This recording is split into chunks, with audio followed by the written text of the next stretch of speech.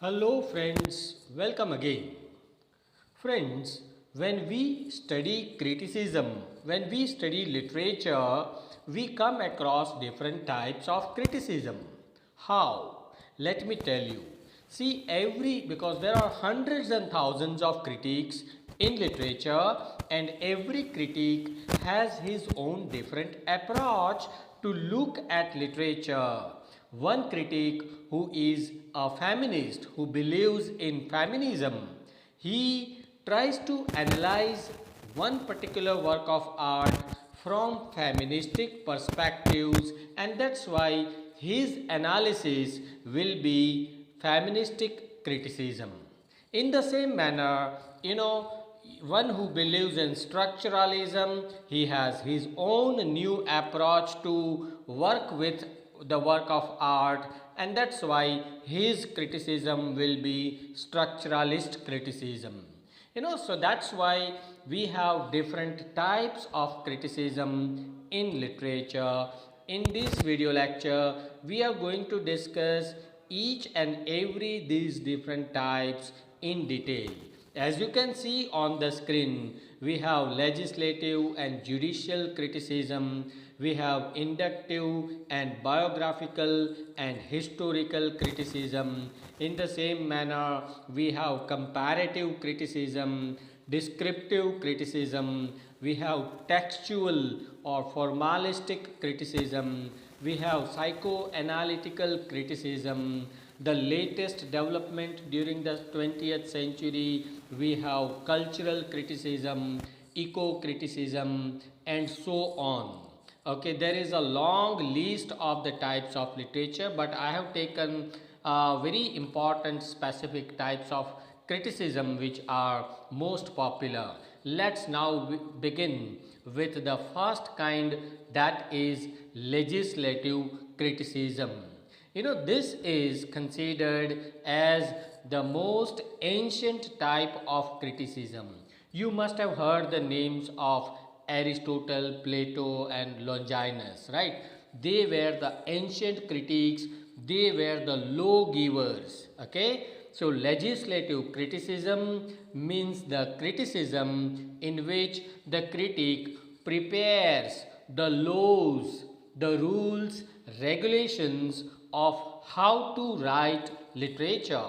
Aristotle has suggested so many things about writing tragedy. So Aristotle and his Poetics is legislative criticism.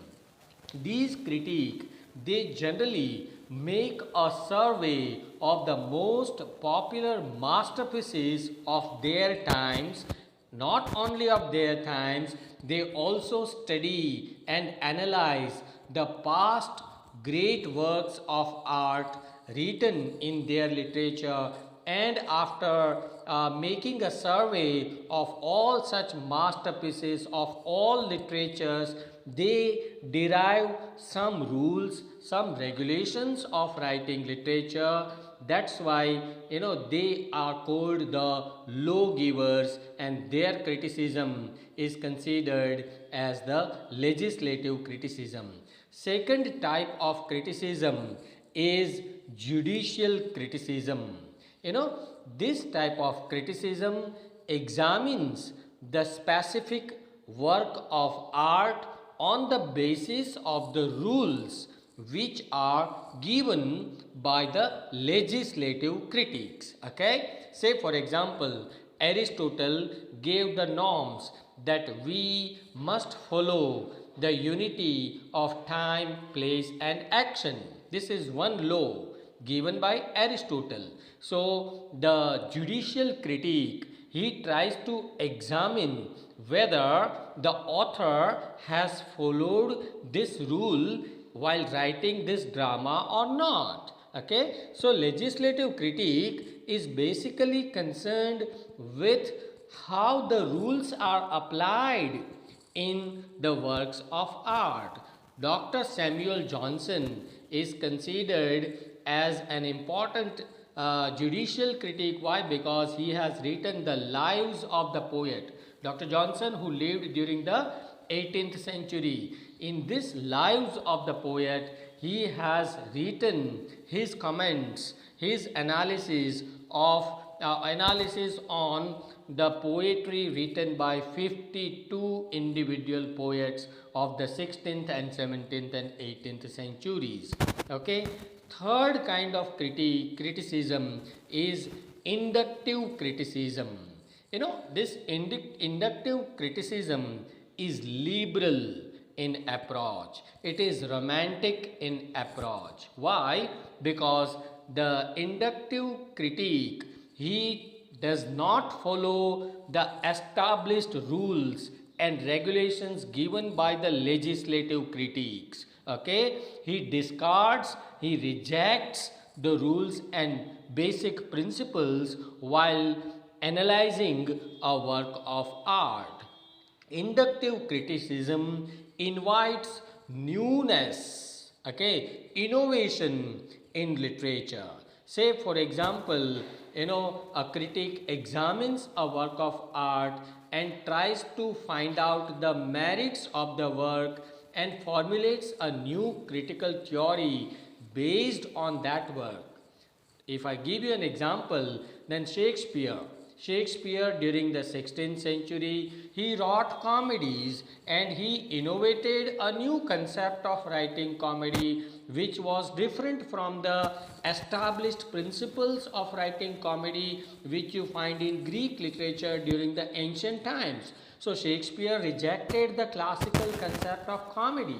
So when now a critic in today's times reads the comedy written by Shakespeare, he does not say that Shakespeare is not a good writer. Why? Because he has rejected the classical norms of writing literature, writing comedy. Shakespeare innovated something new, and this critique welcomes this newness in literature. Right, so it is romantic in approach, you can say. Number 4, which is again very popular, that is biographical criticism. This biographical criticism was very popular during the 19th century, during the Victorian era. Okay, here the critic focuses mainly on the life of the author, on the biography of the author. Here, the critic first of all studies the personal life, his birth, how he was brought up in the family. He also examines who were his family members, who were his friends, and what was his education, and everything about the author. These details are collected by the biographical critique, and then he tries to analyze the work of art, because these people believe, biographical critiques believe that the life of the personality influence the works written by the author. Sainte Beuve, also known as Saint Beuve, was an outstanding biographical critique of the 19th century. Fifth type of criticism is historical criticism. As the name itself tells us, this criticism studies the works, against the background of the age in which it was written. Okay, so these people believe that literature is the product of the tradition. Literature is the product of the whole history of the nation in which it is written. They also try to examine the social, political, economic, religious, cultural events which occurred in that particular society, in that particular country, when that particular text was written by the author. So here the text is studied in the light of social, political, economic, religious background, how these all events influence that work of art, that has been examined by such critiques. Hippolyte Taine, a French critic, is considered as a historical critic. Why? Because he has given this formula of race, milieu and moment. He believed that we must study literature in the light of this race, milieu. Milieu means social environment, and the time, moment means time in which it was written. The sixth kind of criticism is comparative criticism. Now this is also very interesting. Comparative criticism, here one work of art written by one author is compared with another work of art written by another author living during the same period of time. Say for example, you can compare Dr. Faustus written by Christopher Marlowe with Macbeth written by William Shakespeare. Both lived during the Elizabethan age. So this is one comparison.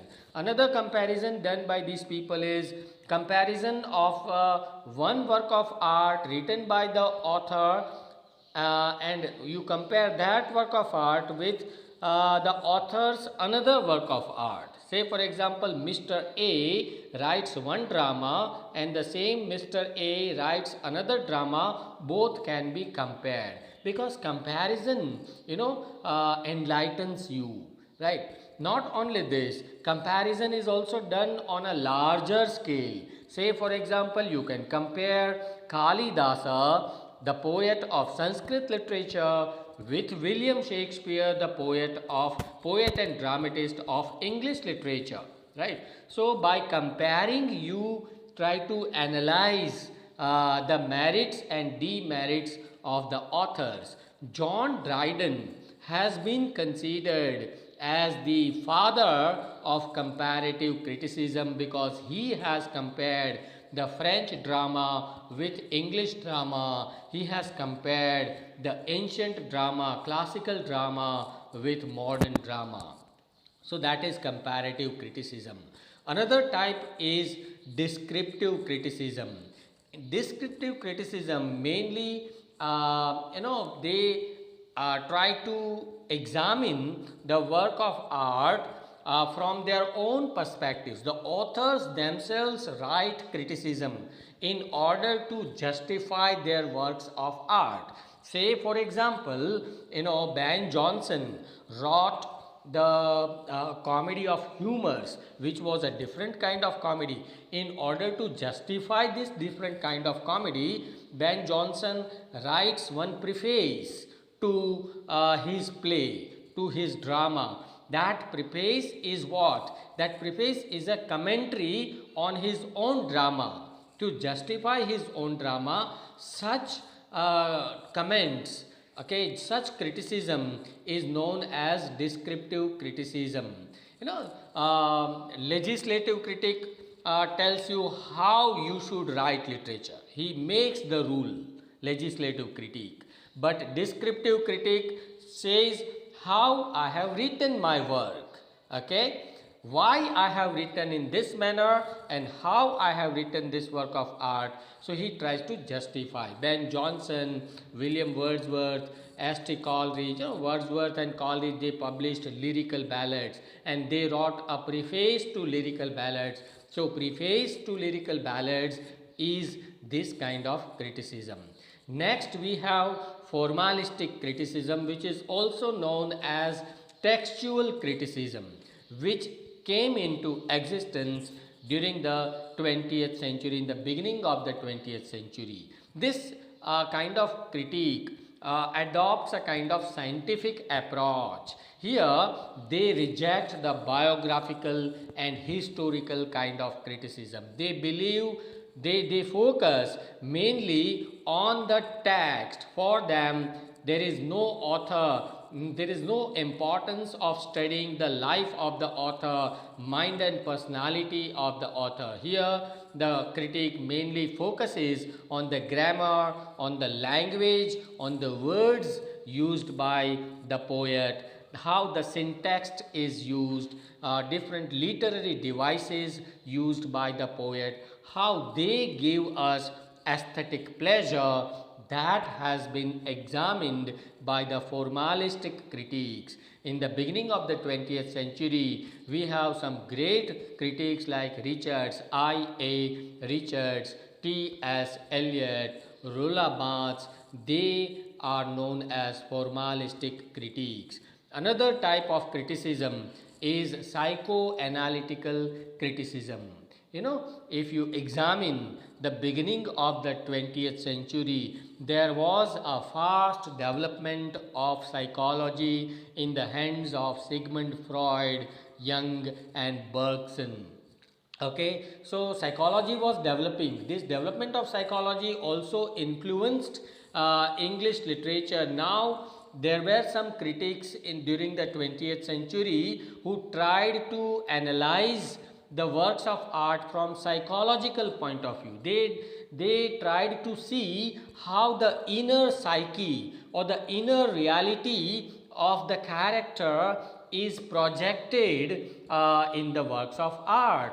Okay, they try to find out the subconscious impressions of the author in their works. Okay, they study the characters and actions and they draw out the hidden messages, the inner reality, inner psychology and inner hidden meanings from the works of art by analyzing the text from psychological point of view. And I.A. Richards has done this with so many works of art. This is again cultural criticism, again is a new kind of criticism. Here literature is studied from a cultural, in the background of culture.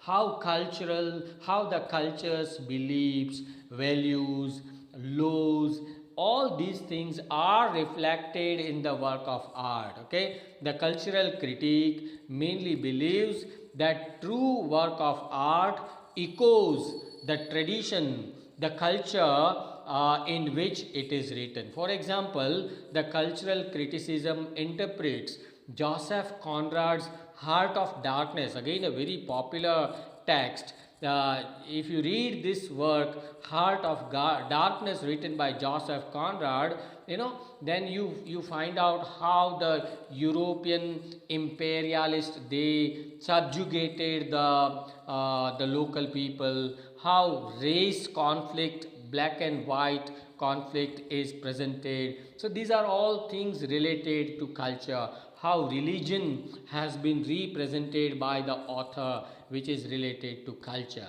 Okay, and the last type of criticism that we want to discuss today is eco-criticism. This is the latest development in criticism, the eco-criticism. The word eco-criticism was coined by William Bruckert in 1978. Okay, here nature is the hero, not man. Okay, here the text is analyzed or interpreted in the light of the whole environment. It is an environmental study. The critic studies the work of art and tries to find out how environment is projected in the so and so work of art. Here the nature is in the center, not the man. It projects man as the villain, okay, who harms the natural resources, who harms the natural laws, right? Jonathan Bate, Charles Glotrate, Lawrence Cobb, Patrick Murphy, these are the latest 20th century eco-critics who are very popular. So these are some of the 11 types of criticism which I have discussed. Apart from this, we have some more types also, like we have feminist criticism, we have structuralist criticism, Marxist criticism and so on. But I have covered the major types of criticism in this video lecture. I hope this lecture is helpful to you. Please share this video among your friends and classmates. Thank you.